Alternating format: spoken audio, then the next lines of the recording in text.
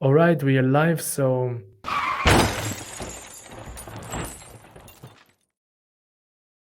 hey everybody, we are here today with Andrius Bachanskas. I hope I pronounced it right. It sounds really cool. So, I got a chance of meeting Andrius a long time ago through being here in Berlin, and I knew him from being a developer, and then he had a chance to dive into the Web3 world and has been working in a few projects. And now, over the last months, have been working on his own project, which is the Catch Game, which is one of the projects that we will be chatting about today. And so the topic of today is us getting to know who Andrius is, and also his motivations, his passion, and also analyzing and trying to understand what is the future of NFTs, in the sense of also looking from the perspective of like what is it going to happen in the context of geolocation based interaction, AR, and so on. And I think the project that Andres is working on, the vision that he has behind, speaks to this future. And so the purpose of this conversation here is for everybody to get to know him, to get to know the project, and also to speculate and explore future scenarios. So thanks so much for joining, Andres. It's a pleasure to have this conversation. And yeah, maybe you can start by just sharing a bit about who you are, where you're coming from, how did you get such a nice name, and so on. Yeah, glad to be here, Pedro. Thank you so much for the invitation and opportunity to uh, have this talk with you. My name is Andrus, and I have a very interesting name that a lot of people are very curious to find out where it's coming from. And it's coming from Lithuania. I come from a very small town, Klaipėda. That's where I grew up. And that's where I finished my high school, and eventually I ended up going to study abroad in England, UK, where I was doing computer science studies, and that's where I started kind of like building up my passion for technicalities and technology in general. I eventually got my first job in Hamburg, Germany. So that was the transition and start of life in Germany. And since 2013, I've been living here. And since then, I worked for a number of different kind of companies, small startups, big companies, and also been freelancing and helping a lot of people to build their ideas and dreams. I helped quite a few people and some very interesting projects. And eventually, I felt the thirst for creating something myself. And I always been quite passionate about blockchain. And I think this domain definitely got most of the attention for me. So that's where I ended up with my project Catch. Cool. And just tell us a bit like how did you get to the exposure into blockchain? Like what brought your attention there? What hooked your attention in this field? Um, I finished my high school in 2010, so it was kind of the very beginning of the financial crisis. At that time, when I was still in school, I didn't really feel the repercussions of it, but I started studying it myself. I was very curious what it is and what it means, and this led me to learning how money is created in first place. And once I got to my university in England, I kept on being curious and researching things, and eventually I stumbled into Bitcoin. I found Bitcoin when it was $100, and unfortunately at that time I was a broke student. I didn't really have much capital to explore these technologies and start investing. But since then, I kept on researching and trying to understand more and more what it is, and until I got my first job and started yeah, playing around with Bitcoin. That was the core of it. That's how it all started. Cool. And you also get a chance to work on some other crypto related projects. And how was that for you? And how was this experience? How did that shape also what you came to build? I definitely one of my most um, inspiring people and projects I worked with was Luxor blockchain, and working for Fabian. He is um, he's basically responsible for the entire ICO craze mania that happened in 2017. He was one of the people who invented the ERC um, standard for ICOs, basically on Ethereum network, and um, I definitely was very much inspired of what he achieved and what he was doing for Luxo, and basically this kind of being so close to people like them made me more confident and realized that I'm actually able to construct and develop something on my own one day when there is a fresh and there's a fresh idea and with good potential.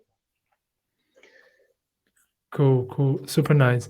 And so, yeah, before we get into the catch game, I think it would be really cool to have like a small discussion just to contextualize, like where does that fit? In which context does that fit? Right?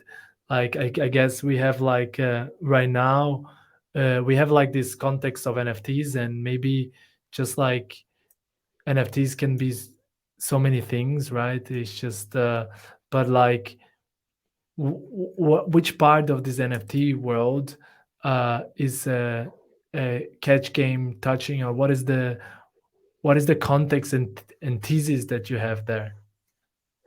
Where So where does it get born? Why is it then important?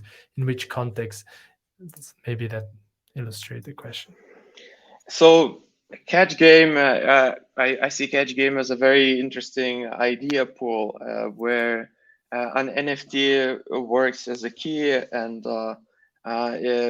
from this point, it can really branch out to a lot of different um, needs. Whoever is creating content on the platform, and it starts from arts, and it can move.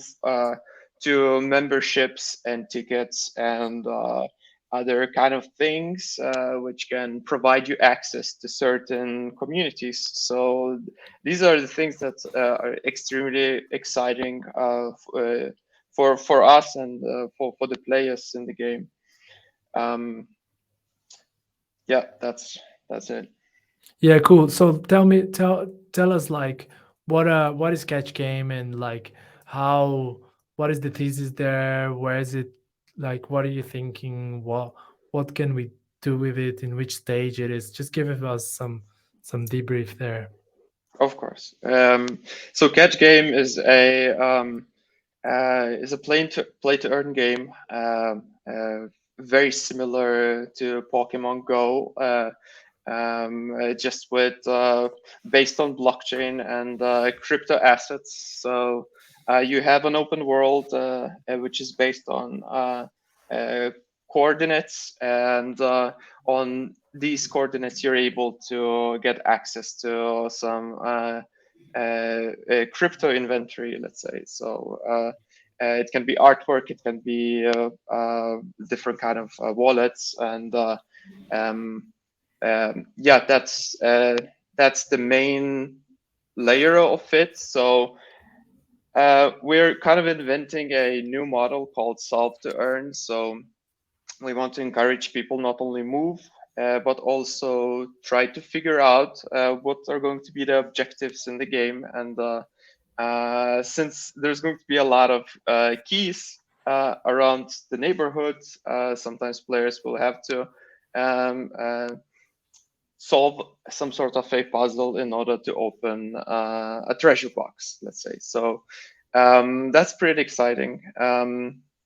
Another pretty exciting thing that we are considering is nowadays location is I see location as multi-dimensional, so we want to exploit it as well. So not only outside of your house you will be able to pick certain things, but we also want to build something for the metaverse and the virtual spaces for the people, also to get engaged in our platform.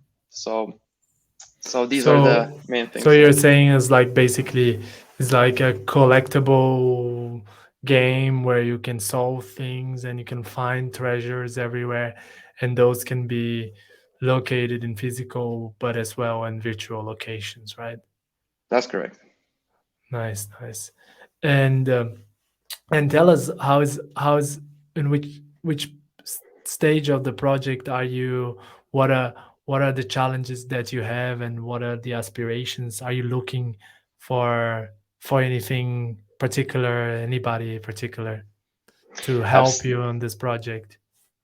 Absolutely. So we've done quite a lot of good progress on the blockchain, and also on the concept. Um, these were the main things what we were focusing on in the last few months, and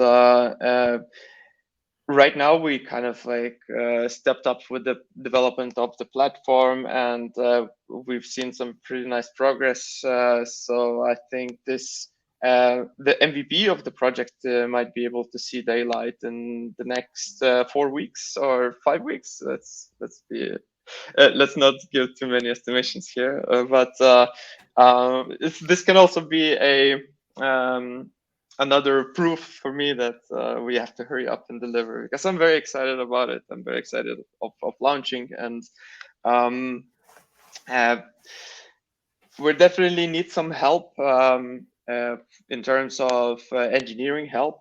So anyone who's listening for this interview, I would love to hear out from any kind of Web3 people who are passionate about blockchain development and also platform or mobile development.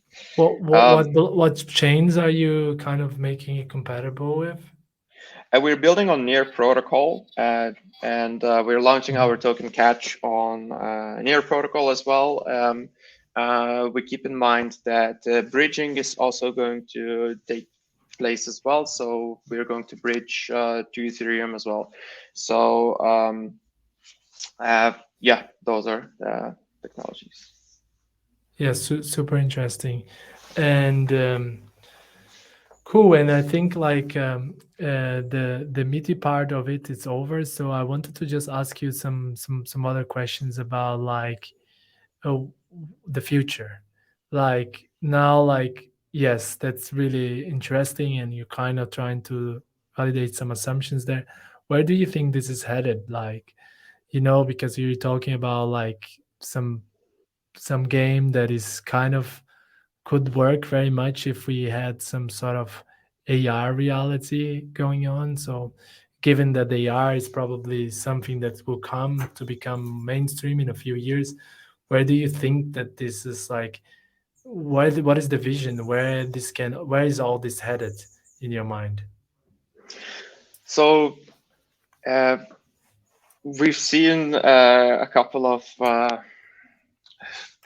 advents of blockchain, and a few years ago there was a ICO era, and uh, a lot of people compared it with .com, and we've seen another big wave of DeFi and NFTs, and this I think that the tendency and the direction is quite clear where it's heading to, and the main problems we had earlier was scalability and cost, and now with the advent of L1 alternatives, which are scalable and um, cost efficient, I think we're very close to seeing some projects coming up who are going to mass adopt a lot of new users who are going to be using applications on blockchain. I think we have the technical capacity to do that, and it's just a matter of time where there's going to be some really big players coming in into the market and taking a rather large market piece of new users. So that's very exciting. That's very exciting for me, um, and a lot of people, I hope. Cool, cool, super great. And like, what is your view on AR, and like, and how could that play a role, and what, or have you thought much about like how in a future where AR is like something that everybody has, how could like something like catch game, and like how would the future like this look like? The future of AR is very exciting. I think a project like Catch Game is especially it's an amazing use case because you can really merge geo coordinates with um, digital assets, especially 3D assets, which can look almost like yeah, perfectly real in the space. But GPS technology, in some ways, is not the best technology, and it's not very accurate, and there is quite a lot of noise. It's and I think this technology is going to become obsolete in the future, and we're going to see um, new AR SDKs coming in, which will offer us cubic centimeter precision on the space wherever it's being projected. Um, and that's very exciting because people will be able to store content on very unique uh, locations, which can have like very high precision, and I'm very excited about that. Just assuming that the general viewer here that will see this future now, this video now and in the future, doesn't know what an SDK is, perhaps we can just elaborate. It's like, yeah, maybe you can just give a context on what an SDK is, and just, I mean, or I can also contextualize. So basically, what Andres is saying is that right now all those games with like geolocation based, they're quite limited because geolocation is not really precise. So that means if you go somewhere you don't know exactly, so if you want to meet somebody or like interact with two assets, it could be that you're slightly in a different place because it's not very precise.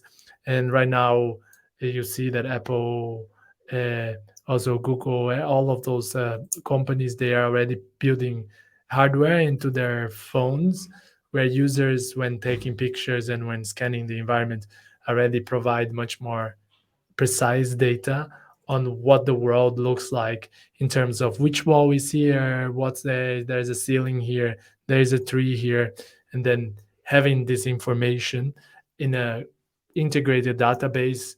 The SDK is basically the toolkit that then is provided for the developers to build on top of that. And so that, let's imagine in an AR world, you will be able to kind of precisely hide uh, like some asset underneath something inside of a park where people gonna go there and have to hunt it, and you can kind of really make bring treasure hunting to the next level and make everybody a kid again and increase the amount of traffic accidents by tenfold and so on. I'm joking with it. Exactly. Yeah. No, but it's just very fascinating. I mean, I'm very excited. I mean, us in Newkinco, we're very excited about this AR future. We think that this is going to change everything, and we're very excited about immersive technologies. Of course, there are lots of like technical, ethical, and implications that we need to be discussing now, and I think it's good to be definitely it's very interesting to be early on this. And I think also the project that you are doing is like, I mean, we'll see where it's gonna go, but I feel like there's so many applications on this, like NFT, art, geolocation, promotion.